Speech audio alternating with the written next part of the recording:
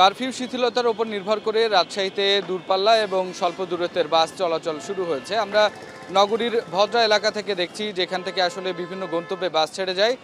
ভোর ৫টা থেকে শুরু করে বিকেল পর্যন্ত কিন্তু আসলে বাসগুলো চলাচল করছে। আসলে যারা বাস পরিচালনা করে থাকেন কাউন্টারগুলো থেকে আমরা যেটি জানতে পেরেছি যে এই যে কারফিউ শিথিলতা, সেই শিথিলতার উপরে নির্ভর করেই মূলত বাসগুলো বিভিন্ন গন্তব্যে যেয়ে থাকে। বিশেষ করে রাজশাহী থেকে বিভিন্ন বিভাগীয় শহর এবং একই সাথে জেলা শহরগুলো নিয়ে প্রায় ২৬ থেকে ৩৫টি রুটে কিন্তু আসলে বাস চলাচল করে থাকে এবং এই বাসগুলো কিন্তু প্রত্যেক দিনই আসলে গেল কয়েকদিন থেকে আসলে চলছে।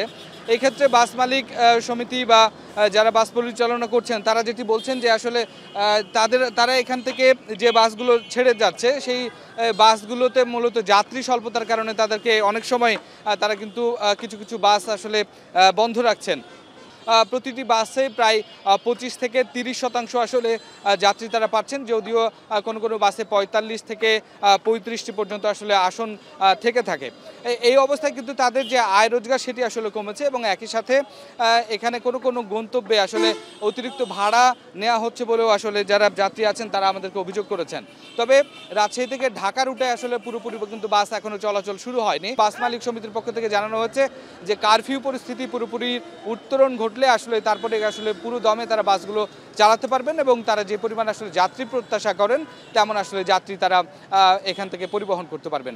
তো রাজশাহীর ভদ্রা এলাকা থেকে এই ছিল আমার কাছে সর্বশেষ খবর।